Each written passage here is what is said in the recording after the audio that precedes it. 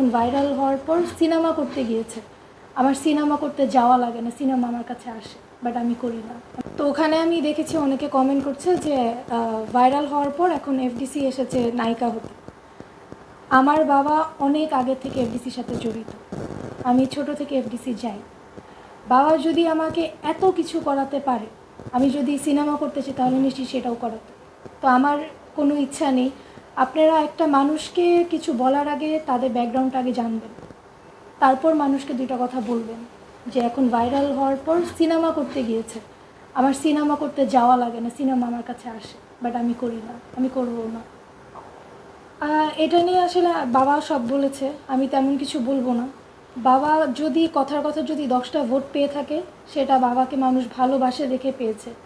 টাকা দিয়ে ভোট কিনা লাগে নেই ওনারা হচ্ছে যারা টাকা দিয়ে ভোট কিনছে বা কিনেছে, তাদের মতো কাজ আমার বাবার করা লাগেনি। এটার জন্য আমরা সবাই অনেক বেশি প্রাউড ফিল করি বাবার জন্য, প্লাস আমরা হ্যাপি।